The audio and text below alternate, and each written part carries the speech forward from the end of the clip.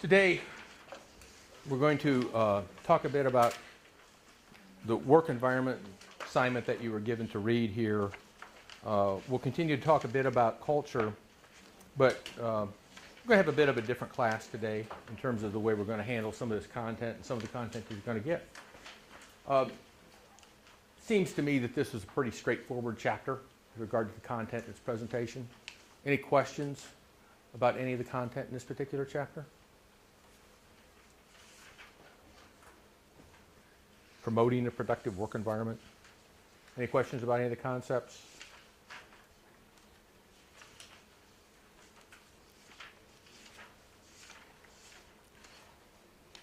Anybody really just absolutely just emotionally overwhelmed? Yeah, sure. Cool. Let's see.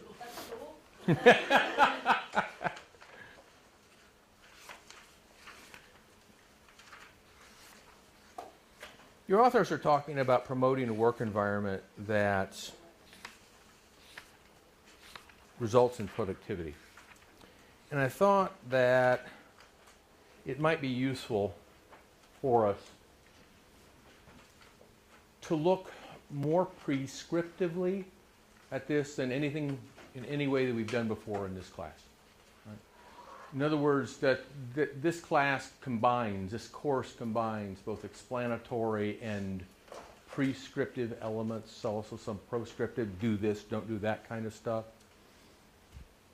Tonight's lecture content, and we can turn it into a discussion at any point in time, is going to be primarily prescriptive.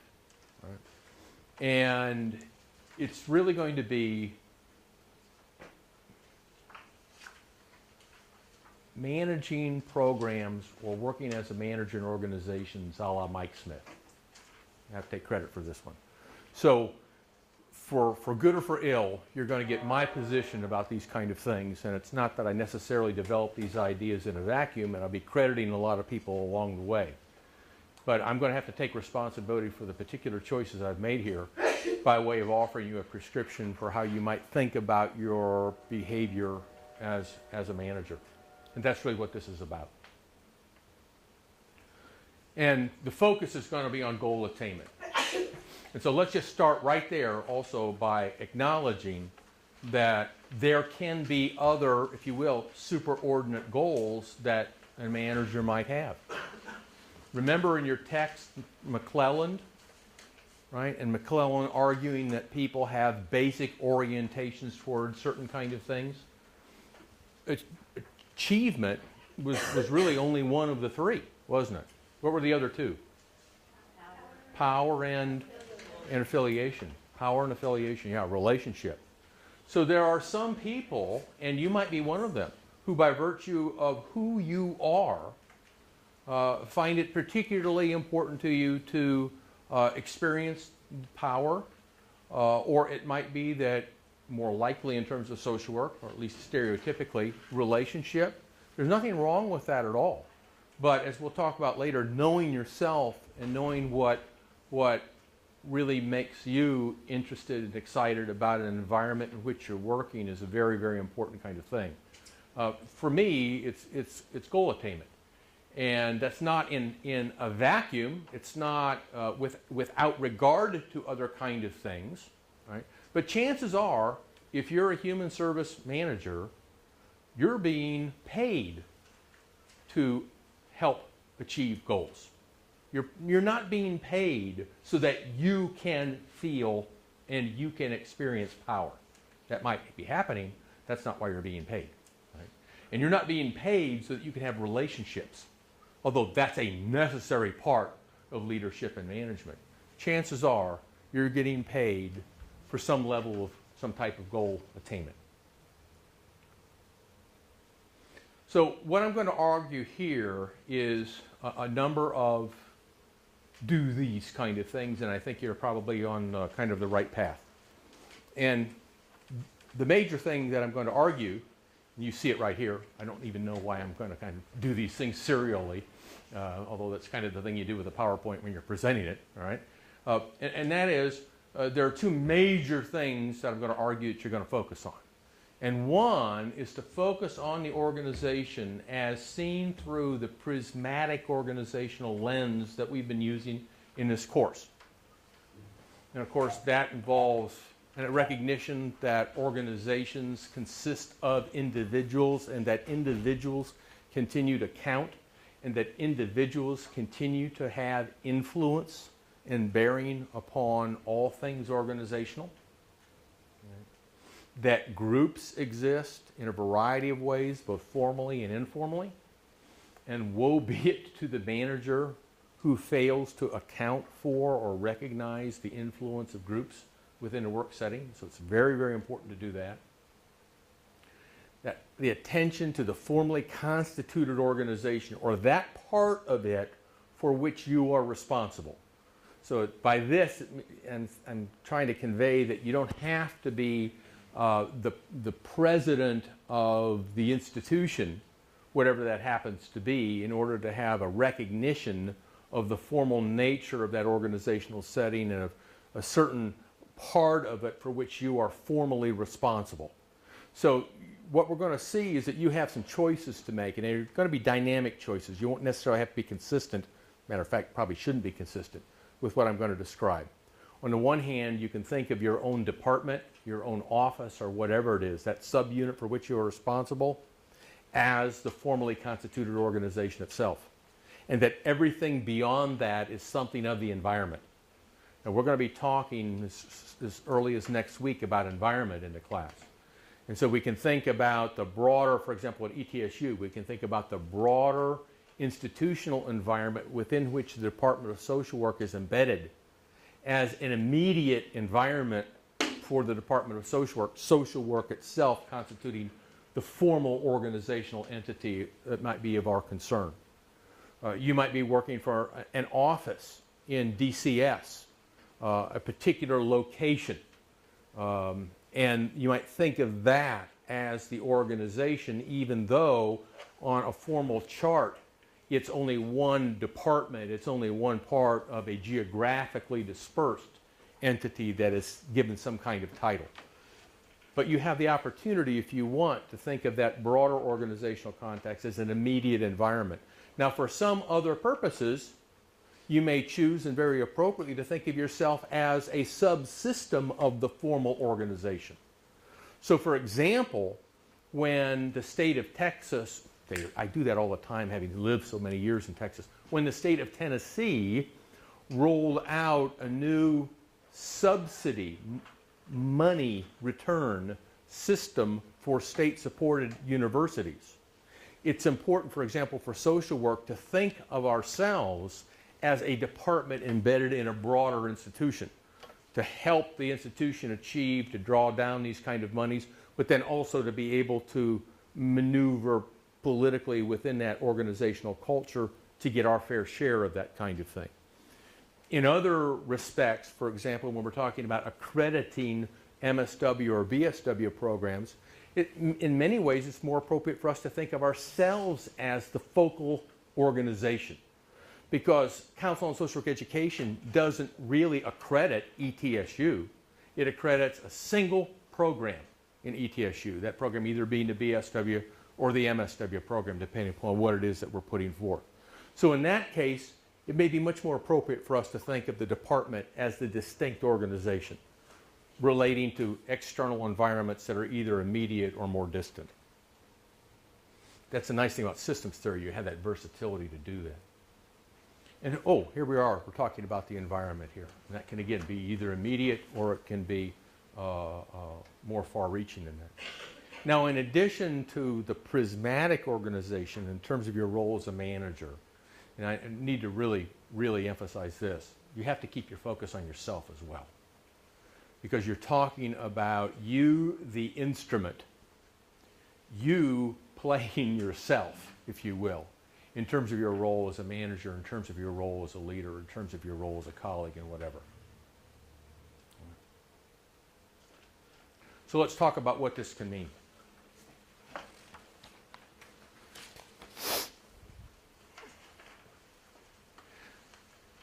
Let's start at the level of the individual. And I'm going to argue that in addition to any other management system that you employ management by walking around.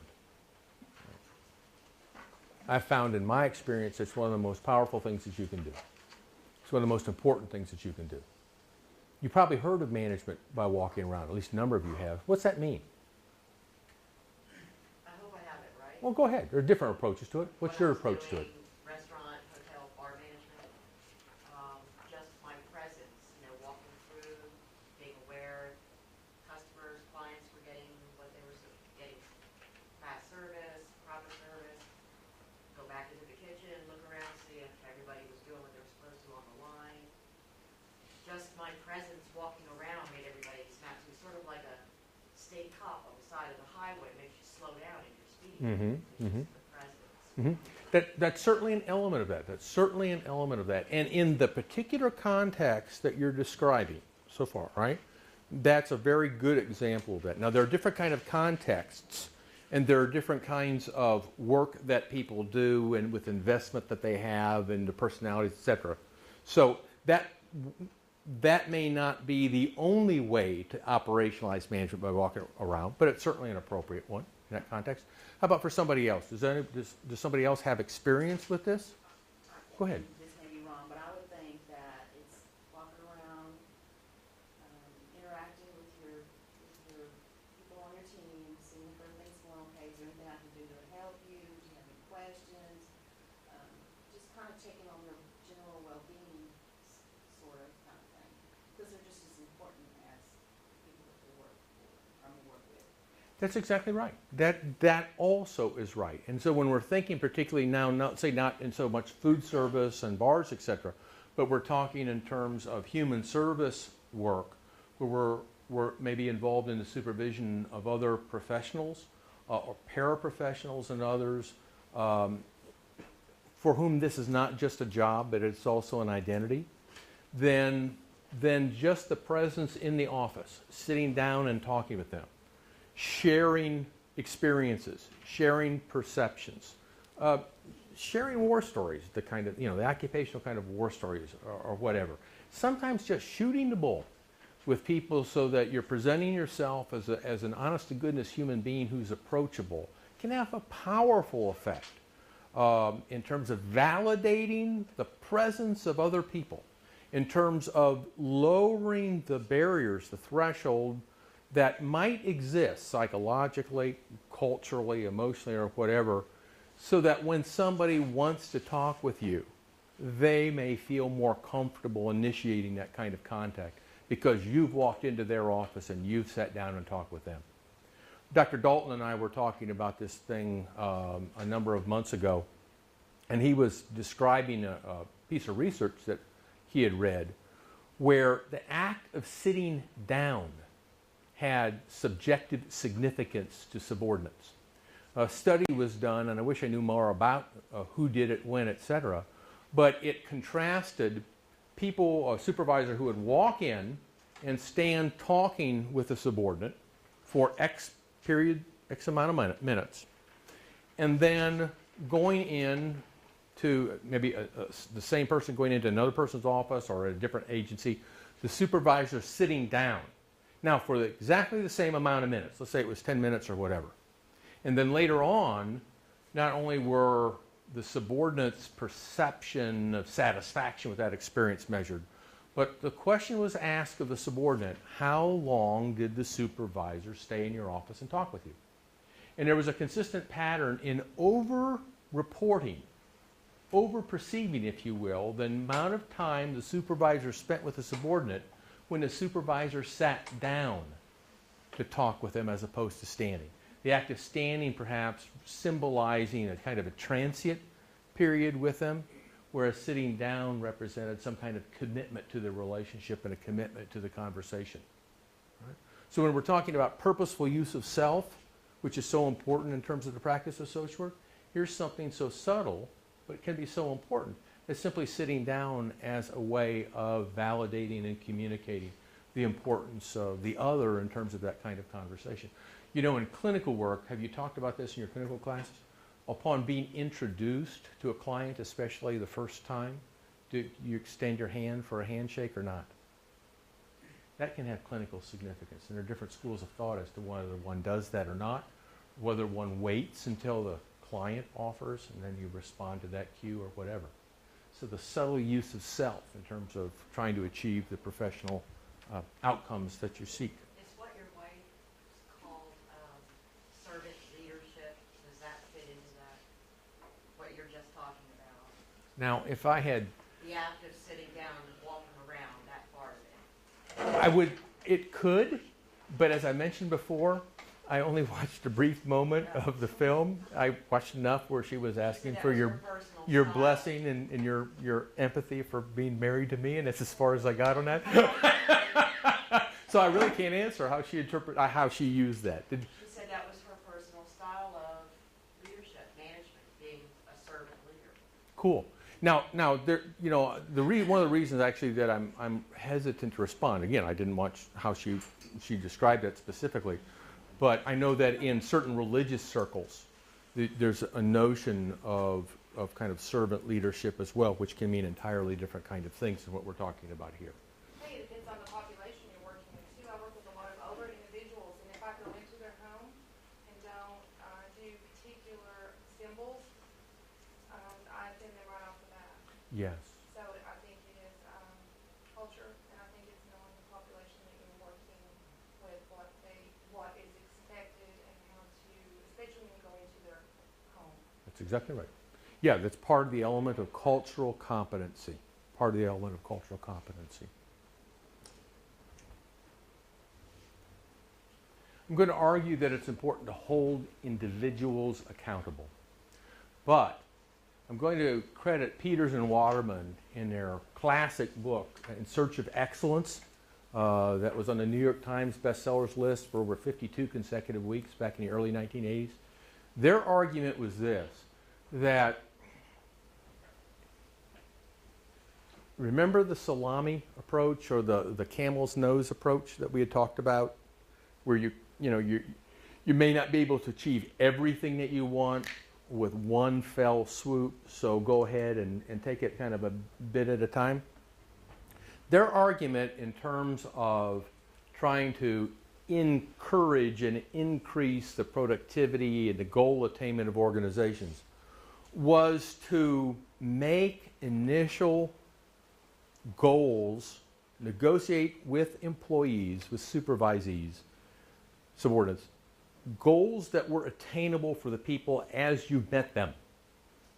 Not for what you want them to be 5 years from now, but who they are right now, what they bring to the table right now with their skills, their experience, their commitment, etc., so that you raise the bar a bit, but the idea is that you raise it initially so that maybe 85% of the subordinates are going to achieve that goal, whatever goal you set for those individuals, at the end of that evaluation period. And then a year down the road, if that's what we're talking about, when they've achieved that, or when such a high proportion have achieved that, then you crank up the goal for performance for the following year. So that what you're going to do is you're going to use a period of years to help people achieve success and feel success and buy into success over time. So holding individuals accountable is one thing, but what you're holding them accountable for, what you're holding them accountable to attain, becomes a critical factor here.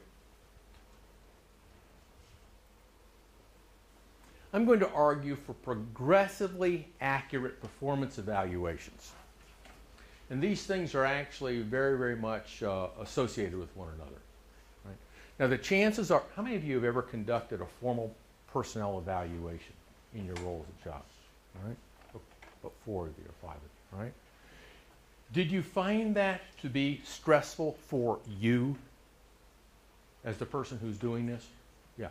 This is a pretty stressful experience, I think, for supervisors. I mean, if you're really committed to goal attainment, but you're also committed to relationships, if you're walking that line, if you will, then one of the last things that you want to do is to discourage people by virtue of let's say, nakedly accurate evaluations of their performance, particularly if this comes as a surprise. In general terms, and we'll talk more about this next week when we're talking about conducting performance evaluations. Performance evaluations, when formally conducted, when you're actually involved in the formal conduct of a performance evaluation, should never involve surprises. People should know already walking in what they're going to expect by way of an honest feedback from you as the supervisor evaluator. Because if you've done your job, if you've had the opportunity to do your job and you've exercised that opportunity or taken advantage of it, you will have communicated your valuation, your interpretation of the quality of the employee's work all along for the preceding year. There should be no surprises here. So when somebody has done an outstanding job, you've recognized it, you validated them, you provided them with that feedback. When they didn't do so well, you've recognized it, you've talked with the individual about that, and right then you've begun to provide them with some kind of corrective feedback so that they don't repeat that kind of error, so that they move their skill level along. All right? If they've made some disastrous kind of mistake along the way, you've recognized that and you've talked with them about that and taken appropriate actions as quickly as you could once you were aware of what that situation was.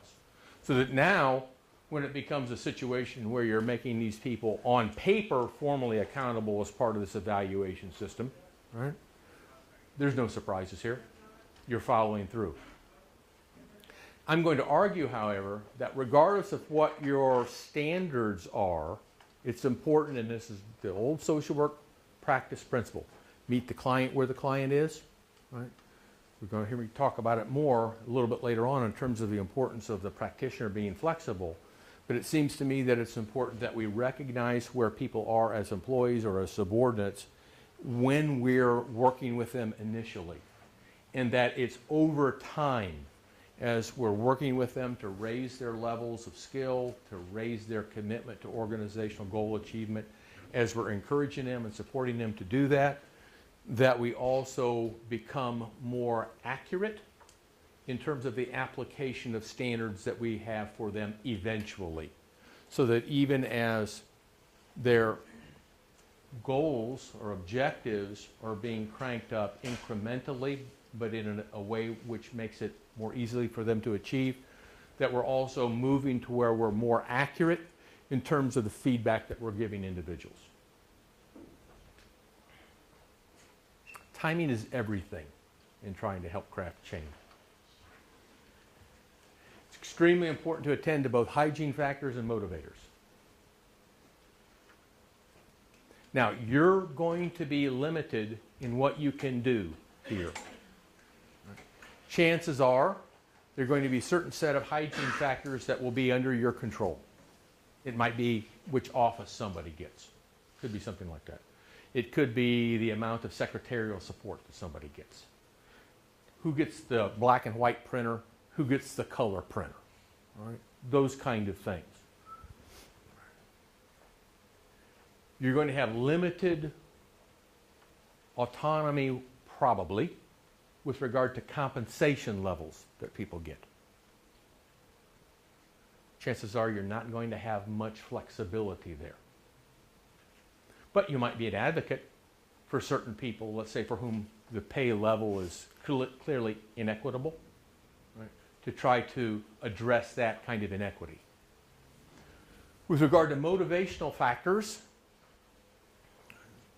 you may have a bit more autonomy because so much having to do with the nature of work and the rewards has to do with the recognition that people get or the variety that people get, the challenge that people experience, the amount of reward that people get for achieving success through those kind of challenges, etc.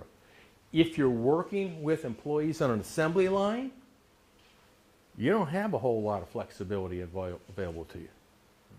And there are assembly line human service kinds of work as well.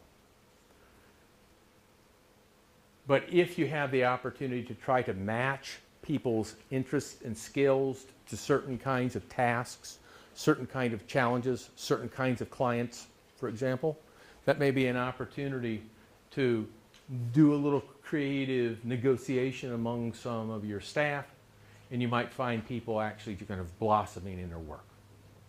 You know about the old adage about the two people that were fighting over a single lemon? Right? And I want this lemon, no, I want the lemon, and it's just, so somebody, well, okay, we'll just cut it right in half. Well, nobody was really very, very happy with that until there was more communication about that, and then you find out that one person wanted the juice of the lemon to make lemonade, and the other person wanted the rind because they wanted to grate it so that they could put it on a pie. The fact is that if there had been a bit more communication, both could have been satisfied with a single lemon. But communication was the key, and inflexibility was the key for a creative solution. Sometimes we find those opportunities available by the way that we partition work across people that might be able to key into the factors that help to motivate. Notice how communication and flexibility are key there. With all recognition that these are potentially emotionally charged labels, I'm still going to communicate it this way to you. In most organizations, there are some people there who are not willing to be productive. That's not why they're a part of your organization. Maybe at one point in time they were. Maybe at one point in time that's why they came to the organization, and you might be able to help salvage some of those people. You may not be able to do that as well. At some point in time, you're going to have to address, in many, many cases, the reality that you may have people within your workforce who are not only not producing, but they may actually be intentionally, in a very focused way, destructive of the environment, of the work relationships, and of goal attainment in the organization. Now, the person who's in a management position who wants to run from responsibility may acknowledge that and seek to tolerate it and just turn an eye. And I am appalled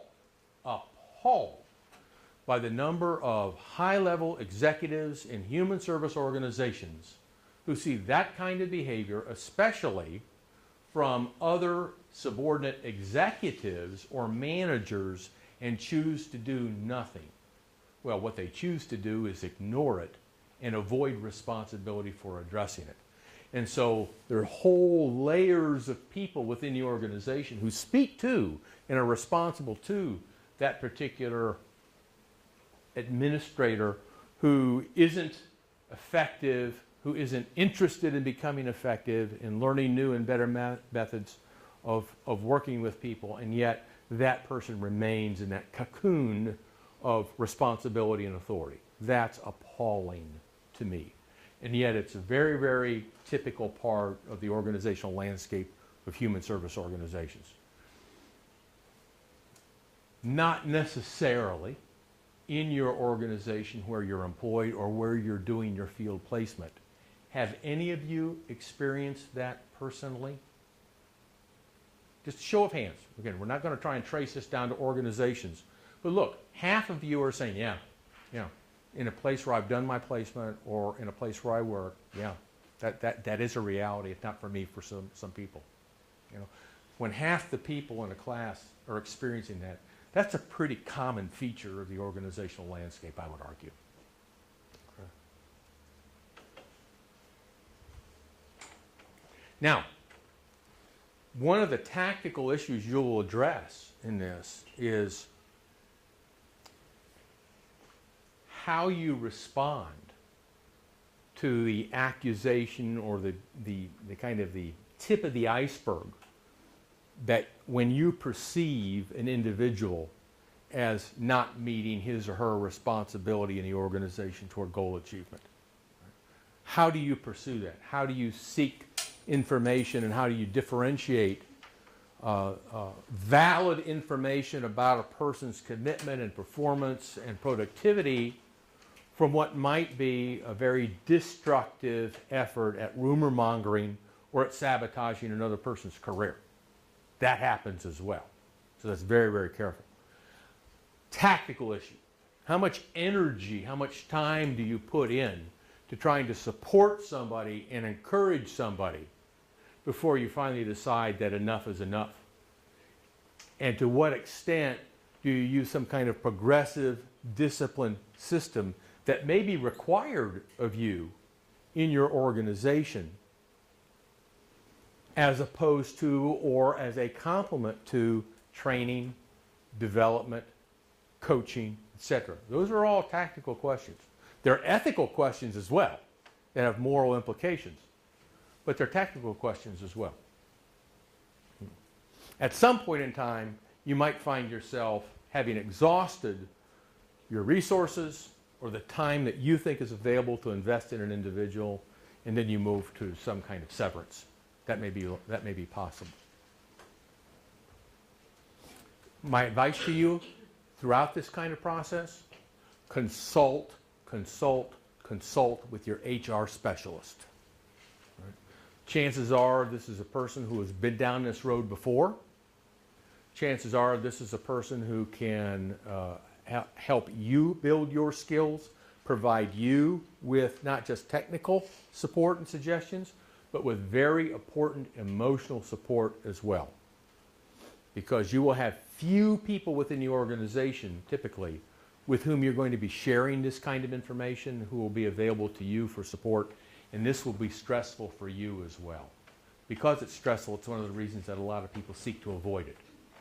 It's one of the reasons half of you are raising your hands when you did. What happens if you don't address this effectively? What happens if you don't isolate, coach up, or eliminate this kind of behavior within your organization? The environment becomes toxic, goal attainment is out the window, clients don't get started, they have turnover. Sets a standard for other people to do the same thing and get away with it. Sets a standard, yeah. If you are a social work manager, it becomes fatiguing on you to deal day in and day out and day in and day out with this that you tolerate it. I mean, it's very, you're hurting yourself. Yeah, you really are. And thinking back now to Mary Ann's presentation with you as well, statistically, what's the probability of your having an employee, even a professional employee, who has a fairly pronounced personality disorder, right? Or who has emotional issues that are related to authority and to supervision, right? To accountability, or people who don't have the kind of requisite set of social skills that we would expect people to have and look for people to have, assume people will have to be successful colleagues in the organization. Chances are fairly high that at any given time, there will be some people that whose behavior could be characterized that way, and that over time the probability increases that there will be somebody introduced into the work environment for whom these kind of descriptions would be apt. So the probability of running into these kind of problems is really pretty high. Now, fortunately, you do have like employee assistance programs that may be able to be helpful in some organizations. But again, I'm going to go back to you. You don't have to fight this battle alone. You don't have to be sufficiently knowledgeable of all the kind of options alone. If you are working in an organization, and all the larger ones will have this, they have HR specialists who have some responsibility to oversee a manager's response to this kind of thing. Avail yourself of that assistance. I speak from personal experience with that.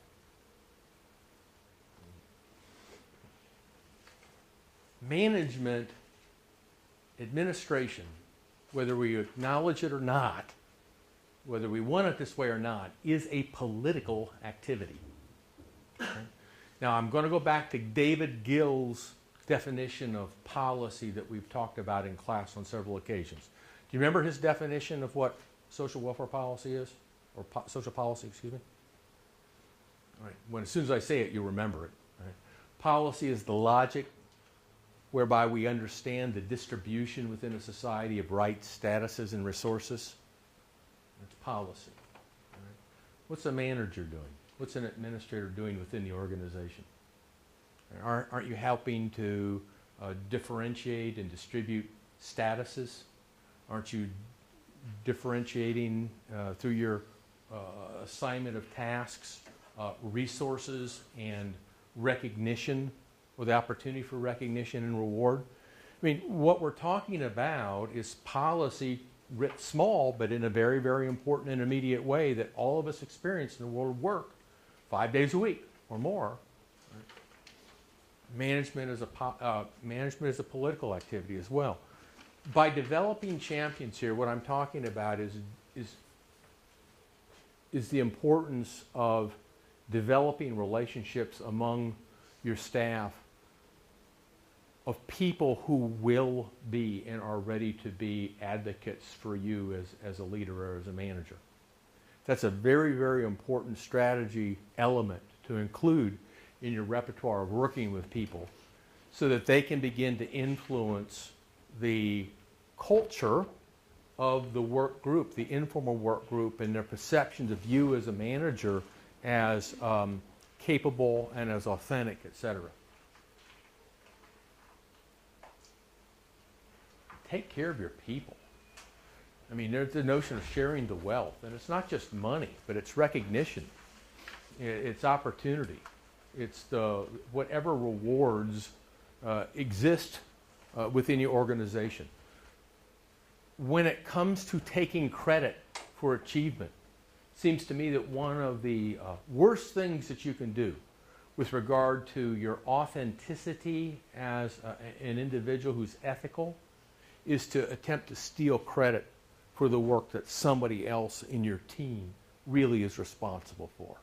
Right? So the great ideas, if they come from somebody else, my gosh, make sure that you give those kind of people credit. For the real hard lifting that somebody does in a successful project, make sure that they get that kind of recognition. You know, you're going to get a lot of rewards for being the manager of a team of people who are committed and successful. You probably will never have to steal credit in order to do that. I worked with a fellow back at one of the universities. He had something very, very interesting to say to me at once. He says, earlier on in my career, he says, I was really threatened in hiring capable people because I was always afraid that they were more competent than I was and that I might be seen as less competent. He says, then at some point in time I realized I didn't have to worry about that at all because the more competency that I hired, the more successful my team was, the better I looked as a manager. You know? Wow. Good thinking. Good thinking. You don't have to steal credit to look good when you're doing well. Right? And celebrate the small stuff, right? Don't wait for the great big event that's gigantic and earth-shaking and then try and get people excited about that. That's too few. They're too rare. There's too much distance in between. Celebrate the small stuff. Right? Chances are, if you celebrate the small stuff, you're going to get to a point where you're going to be celebrating the medium-sized stuff. Right? Now, you may never get beyond that. The world is what the world is. The opportunities that are available to you are what they're going to be or what you can make of them. But the fact is that life consists of a heck of a lot of small stuff. Right? Let's have fun with that. Let's have fun with about a 10-minute break. We'll come back and continue this.